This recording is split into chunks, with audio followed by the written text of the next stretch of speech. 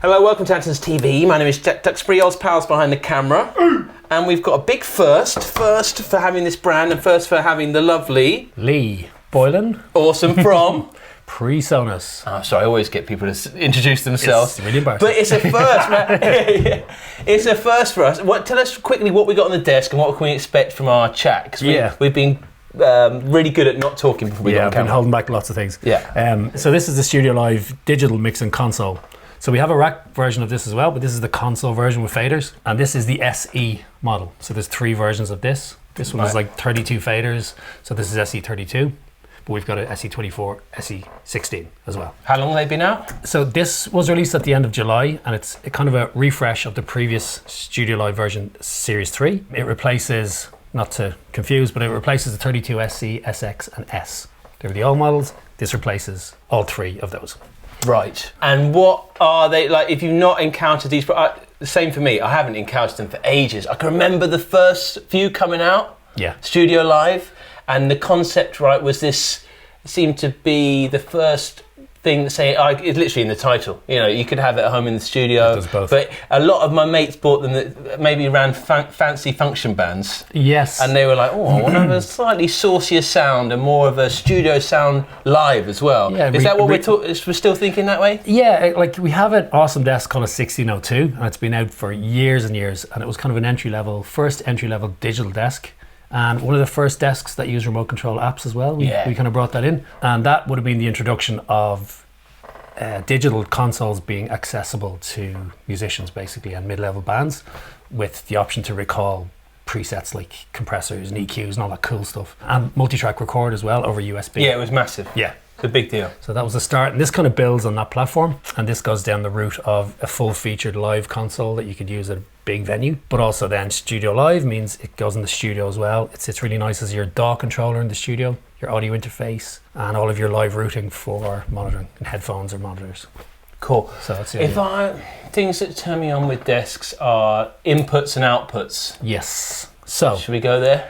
Yeah, well, that's nuts and bolts. That's a good thing. And we're probably going to be chatting. We're not going to go too deep, are we, into this? Yeah, I don't want to bore you too much, but so we're probably looking at and then hopefully we can get you back for sure. And we might be doing a deep dive, but we're going to keep on the specs. Yeah, I'll kind of point you to some broad concepts, but also cool, really, really cool features. Sweet. That set this desk apart. Well, let's do it. But you mentioned inputs and outputs. Yeah. And this is a digital desk, but we did try and keep an analog feel to the workflow of the desk. So sometimes digital desks can get a bit complicated, that your outputs on the back maybe don't reflect everything that's happening in the desk. So you're kind of having to chop and change outputs and swap and your internal routing to make the outputs work, basically. On these desks, we have physical outputs pretty much in the back for everything. All of your inputs and all of your outputs have physical connectors. Like if you have a phantom power talkback mic, you don't have to steal one of your input channels. You have a separate input for that.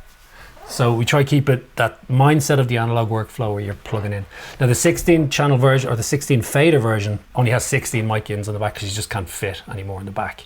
But it is still a 32 channel desk. All the models in this range are 32 channel desks, the SE16, 24 and 32. But yeah, that kind of analog workflow mindset, you'll see that the knobs are still here that you can touch. You have the option for other workflows, which I can dive into if you like. But basically, this is your fat channel. So when you select any channel, this is your full settings now for that selected channel. So you've got, you've got your gate, compressor, EQ, the things you're familiar with, and you can choose to use the parameter knobs here to control them, or you can dive into the screen here and start to kind of hybrid workflow. Touch screen. Yeah. Or you also have the option to mount some screens on the back here. So I've got universal control, which is the software control for the desk. Yeah. See these little holes? Yeah. And you can add some screens and you can set them to become add additional screens to your desk. So when you press select, the screens will follow your workflow. So now you've kind of 3 different ways to work. Basically, you can stay here, old school, vintage, hybrid, or you can jump in full touchscreen with your really nice new iPads and stuff. So that is the approach. Digital features with analog kind of workflows if you want to work that way. Mm-hmm. But not that sometimes when I'm working and I've got like a nice posh sound guy and I ask them about their desk, I get lost in these matrices and they're so incredibly expensive. So I can get you Lost in Matrixes here as well. Okay, cool. So you can go there. But like, even though you said inputs and outputs, that's what I was thinking. Yeah. Because sometimes I get lost and I needed a stage box for it. Or you don't need any of that. You can just buy this, plug your kit into it. So we have stage boxes for these over the network. Oh. So you've got an ecosystem that plugs into this desk. You've got two Ethernet ports on the back. One is for control for your Wi-Fi router. The second Ethernet port is for audio routing over network, which is AVB. So that's the protocol we use. With that, you can add stage boxes like 8 in, 16 in, 32 in, and personal monitor mixers. Nice. You've got ear mix, so it's got physical knobs. It's like analog mixing with the audio routed, built-in headphone amp and outputs to your monitors if you like, and switches and stuff. But in terms of, I spoke about one-to-one like analog, but you can dive right into the desk here. You can get into digital patching and you can pretty much route any signal to any input. So let's say you have a vocal coming in on channel 1. You can route that to 3 channels if you like and start to parallel process, get things going really kind of complicated if you want. We have a rack mixer that goes with this as well. So that can be used as your on-stage monitor mixer. And we have things like gain compensation that you'll see in really expensive consoles that basically if I turn up the gain here, it compensates it down at the stage. So the levels don't go crazy. Oh, okay. So I'm just trying to point out that it's really simple one-to-one. I've not heard about that gain compensation before. Yeah. We've been in the era of auto gain. It seems like the last few years. This idea of like, oh, you just turn it on and it sets the gain levels. But that's quite an interesting level idea. But it makes sense even when you bring it up. Yeah, because you're kind of messing up the monitor guy's mix if you turn up the gains here. So all of these pro features in here, but you don't have to get stuck down in the mud of these. You know, you can just stay with the one-to-one workflow. Yeah, and keep it really simple. Yeah, so I guess I should point out a couple of new things on the SE as well. Yeah, come on. It looks cooler. Right. Yeah. Yeah, it's a nice flat black look to it with all of the kind of green printing's got great contrast. You can see everything, and it looks really cool in the studio now. It's kind of sits in amongst all the gear really nice. But we've updated the fader caps. So you got these really nice, comfortable round edge fader caps. Encoders have been updated as well. They're all kind of small housekeeping things as well, but they really improve the workability of the desk. And these are all motorized, right? So Oz was impressed by that. Yeah, touch sensitive motorized faders. On the touch sensitive, so if it would bring up that channel. Yeah, it'll sense that you've touched it. So that crosses over into another feature I'll mention as well is DAW mode. With the desk, you know, you're working in the studio and you have it as all of your inputs with your audio interface, but you simply switch it over to DAW mode and then you're jumping into your software control. And if you didn't know, one of the big rising forces in the industry has been Studio One, right? Yes. So since I last looked at these products, it's been like a decade where it's now up there with the main DAWs. Yeah, I think. And is the integration especially good with that? You'd hope so. Yeah, so Studio One is really, really popular, and I think the thing nowadays is people use multiple DAWs. Nobody's really stuck on one DAW anymore,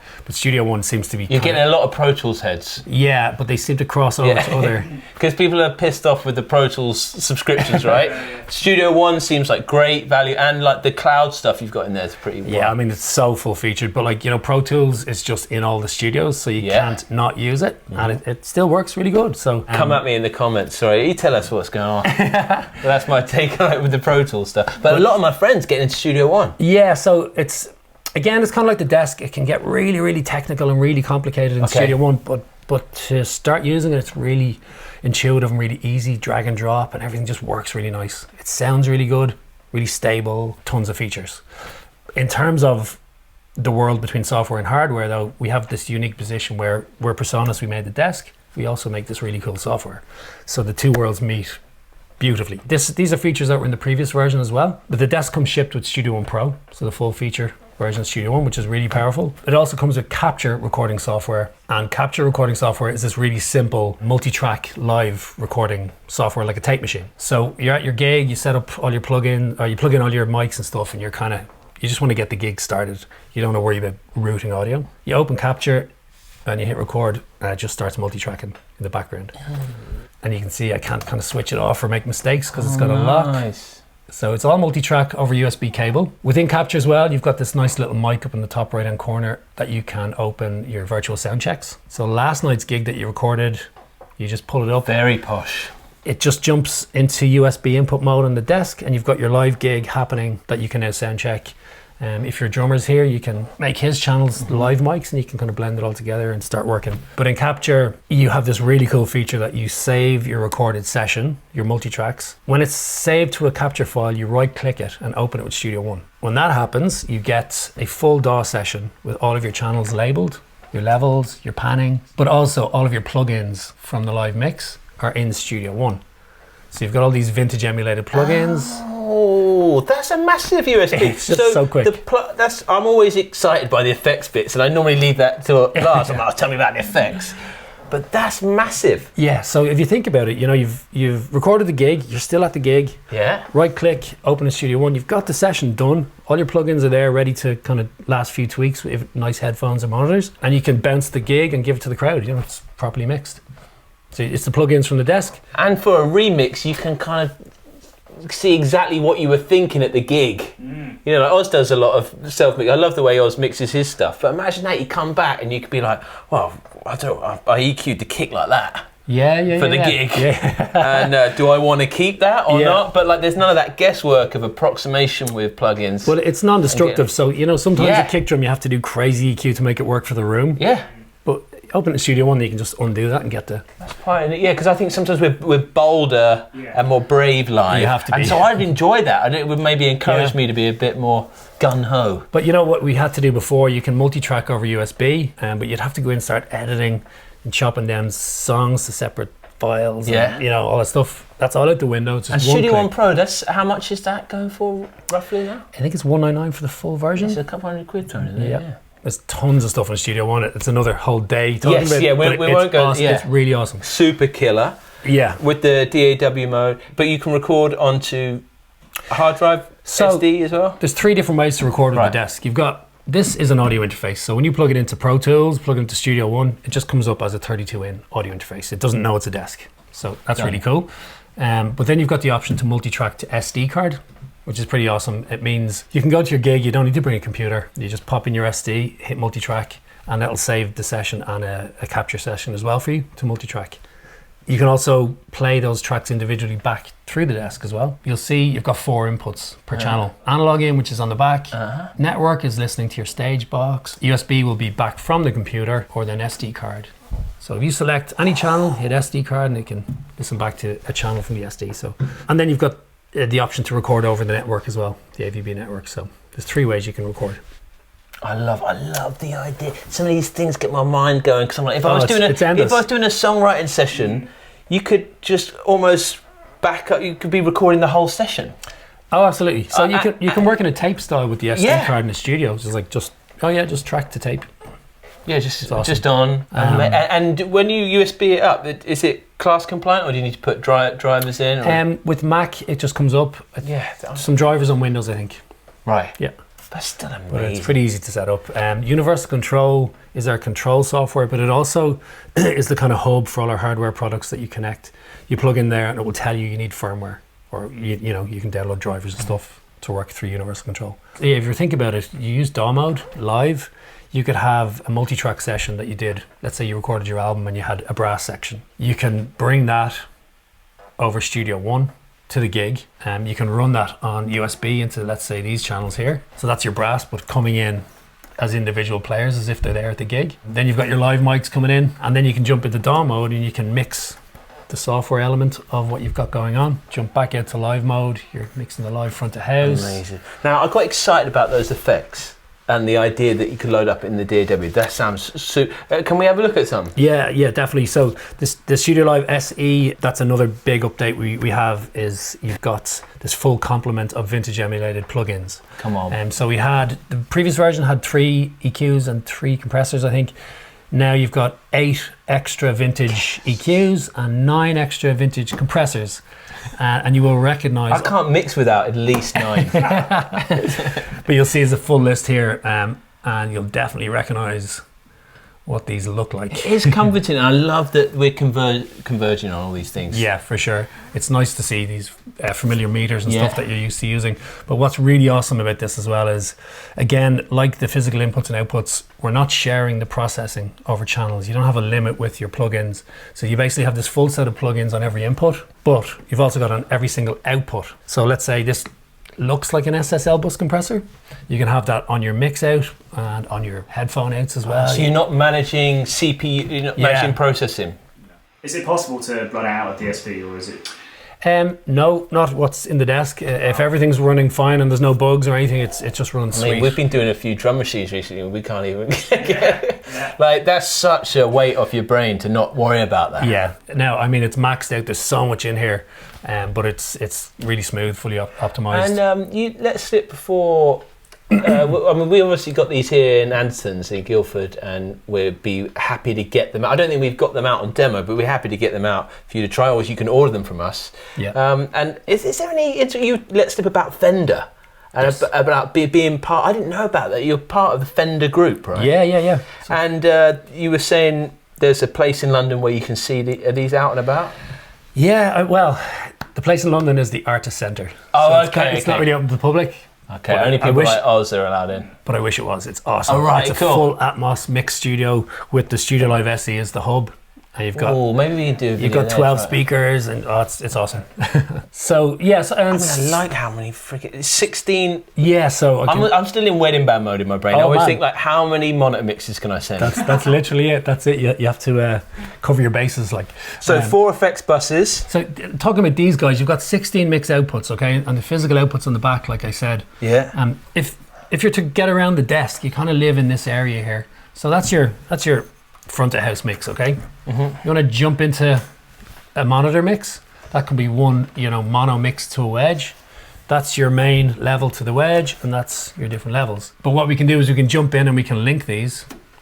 So now 1 and 2 is your left, right out for your in-ears. Oh, nice. Yeah. So also on this, when you select the master channel for that section, you've got your full set of processing. So now you can do bus compression with the vintage style compressors and vintage EQs and limit. So you can tweak the sounds for your mixes in your ears or in the wedge. You've got graphics built into the desk as well. I mentioned before, Universal Control is the remote control software for the desk. But like, you've got a graphic, let's say for example, on your iPad or tablet, and you can stand at the wedges and you can kind of ring out the wedges, get them to feedback in different. And it's got an RTA where you can see the frequencies. Ooh. So it's like super, super powerful to be able to ring out your wedges remotely. And this split on the desk, is there a meaningful split to this, or is it just accommodating? There's 32 channels here, but there's some extra inputs as well that you get, and you can bank across. So you'll see you've got your effects returns. You can send effects, but if you don't return them to your channels, you're not going to hear anything. So these are your audio returns. There's some extra auxiliary inputs on the back of the desk as well. So they're like extra inputs. You get your tape input. Right, so I messed up there. Mix select, that's something different. 4 effects buses. Is that related to this? I'll jump into that in 1 sec. That's kind of cool extension of this. But in terms of like what's on the channels here, so that's how you access all of your channels, your input channels. But then you jump to this section that you asked about, and this kind of is your master section that you can select as your auxiliary inputs. So you remember the way I banked across? We can basically keep those extra channels on the right here. So we can stay front of house with 1 to 24, which is probably all we need. And then you can keep these live, basically on the right. And you can bank through them if there's anything extra. Mm-hmm. But then you can jump in and get into your DCA groups. DCAs are basically really simple. You get this fader and you can assign any other faders. That's your remote control for it, basically. So it doesn't kind of pass audio or anything. It just sends a remote control. So you could have all of your drums, let's say, in that fader. Oh, nice, I get it. All of your guitars on this fader. So then you've got your whole band over 5 faders here, if you like, DCAs. So again, this is the master section where you can decide to jump into these different sections, and these are your master auxiliary levels. So the master levels for all your auxes. And then you switch it off and it's back to your just 1 to 32 mixing. There's another really cool layer here called user layer. So you can see there's nothing here. If I hold down select, I can basically select any of my inputs, effects returns, auxiliary masters, DCA masters, basically anything from the desk I can assign across this user layer. You could have the important things like maybe the main vocal, your master effects, or 2 or 3 things on your user layer, or 10 things that are important to you, and that's all you're seeing. And then if you want to get back into the complicated full version, just jump back to your main mix. And user functions, what's going on? Is that? Yeah, you can hold these down and set different functions as well, like mute groups and things like that. Basically, test it out. I keep looking at Oz, because we've been talking about this for the last couple of years. Yeah. The more live music we're doing, the more recording, especially on the guitar channel, we're realising how Oz is having to film everything, so like I'm basically pimping it out for Oz. And so if you're thinking, why is he asking these questions? Because this is the perfect, at the moment we're really happy with what we're running as recording, but as soon as you start having to deliver a mix to a certain performer, yes, I don't know how you can just do that in software. And these devices more than ever, especially below like something like, when you start looking at some of the prices on like Digico and things like that, it's just crazy. And the price, we don't have to put this in the video, but look at for the most current price. But how much is it? I have no idea how much it is. You're starting around £3,000-ish pounds. It's unbelievable. For these, more or less. To get the channel count of a couple rack-mounted interfaces and then buy a control surface. And then in terms of, like, he's got to pump out at least 9 videos a week, haven't you, pretty much? Pretty much. Yeah, so Anderton says 7 videos on the main channel, 2 on here. That thing of putting it into Studio One and getting a head start, but even incredible. hit record and not having to think about it in the background. That's kind of that's like when we're doing. Sometimes we've got guests in, and you know it's like that one time to get it. Like you're gonna get like the last time this guy's alive and he's selling this guitar product, and like there's so much pressure on recording it. But like to have a redundancy and these layers of redundancy are amazing. There's actually an awesome redundancy in here as well. Is cache recording, so it records for 1 minute without you hitting record. So if you forget, like a dash cam. So like you have like so it's always recording. Yeah, I guess. So you always jump back the last minute to capture. So you forget to record the first 30 seconds of the song. How many times does the presenter go, "Were you recording that?" Yeah. Oh, I am now. Oh wow. So all that sort of stuff.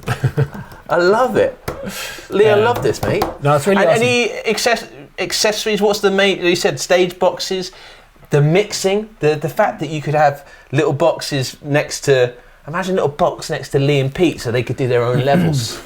So you remember those boxes you'd see in the studios for years that were like crazy expensive? Yeah, the hearback units were so expensive. It's basically that. What's really awesome as well, we sell an AVB switch, which is a network switch, and you can send power over Ethernet as well to these earmix boxes. So you're sending signal and power over one cable. So you've got your drum booth, and it's just a Cat5 cable, Cat6 cable into the earmix, done. And just to touch on that interface side of things, like you said, driverless, just plugs in, all that integration, and the channel count on that was 32, was it? Or? Yeah, there's actually internally there's a 64 by 64 USB audio interface. There is one larger version of this desk which is called the StudioLive 64S. It looks exactly like this with slightly different color from the previous version. So we haven't refreshed it, but that is a monster. It gives you 64 inputs and 32 mix outputs in this format. In the same size? Yeah, it's a monster. People out there with lots of keyboards and you want to track, especially these people doing synth. I've struggled with this recently. Like this idea of trying to capture the whole performance but then have the choice afterwards to maybe mix it. And in stereo keyboard land you get up to crazy channel counts. Real quick. So forgive us, we're trying to bring more of these mixes to your attention, because I think there's a world where you might not be buying an interface. Like I say, if you think, wow, I want to buy an interface but I might want to go do a jam or gig, these are convergence devices. Yeah, exactly. So this thing will do pretty much all of that. You know, you can change the desk internally to interface mode, which routes the audio in a kind of simple way, the way an interface is. It brings your audio inputs in, sends them straight to the outputs instead of sending them through the mix buses. And will that probably adjust latency, is that maybe? I think the latency would be more to the setup of the buffer size in your software. Okay, cool. So that's the amazing thing. They're all working great. So yeah, but just in terms of like it being a true interface. Have we got any? When are Fender going to whack some of their tone? Have we got any Fender plugins in there yet? Not yet. Come on, guys, get an email going. We can only pray. I've been asking for some stuff as well. Right. But the point is, little Fender Deluxe. Oh, please. That's the end goal, isn't it? When you get a Tone Master Pro put into one of these, and then you have the little Prince and reverb. Oh, when a guy goes, he brought his little crappy amp, and you're like, fine, just plug into the desk. Yeah, fine. It's going to happen. I don't know. No, it's right. It's me. I'm speculating. It's not you. I can only wish. Mate, thank you so much for bringing this in. Yeah. And can we buy any custom cases for it? Any other accessories? I'm a big. There's covers. There's no hard case to be built for it, but it has a cover. One other thing I want to mention about it is, I'm not sure if you guys know Dante. Yeah. As the network protocol, and we use AVB. So there's kind of this AVB or Dante thing that goes on. I didn't know that. I didn't know there was AVB. So we like AVB because you can plug everything in. It shows up on the network, on the desk itself. You can route all of the audio. It's point to point and it's really simple. Mix engineers don't want to get into techie stuff too much. You don't need a computer basically. You can just plug it all in, it works. The thing with Dante, it's kind of open to third-party connections more. But what we've done with this version is we have got it Milan certified. So Milan is this new protocol which basically allows AVB products from loads of different third-party manufacturers to connect together in a supported manner. So everything will show up, it will be supported, it will be stable. You can route audio to loads of different manufacturers that we can connect to that we couldn't do before. But the point is stability as well. You've got this really stable network. The bandwidth that you assign for your network doesn't kind of fluctuate as the traffic gets busy on your network. It stays assigned, so it's really locked solid. And it now opens the desk then for us to, for example, this could be a stage console with a Digico front of house over an AVB network. That's just one example, but this, it really, for this version. Yes, I get it. Definitely. That's a big deal, yeah. Yeah, it's kind of under the hood, it's kind of hidden, but it really does make the desk open to lots of different use cases it wasn't before. One other really cool feature I want to tell you about is called Metro. Okay. It came free, we put it on there a couple of years ago and I'm not sure anyone even noticed. But basically Metro is in universal control and it means the desk, you can log into it over the internet from anywhere in the world for full control, but also for audio routing, so you can speak to the desk and you can listen back to all of the mixes. So now you can become a remote mixer for live streams or for troubleshooting and stuff like that. From anywhere in the world, you've got full control of the desk. You can talk to front of house if you like, from just using an audio interface and universal control. Well, audio.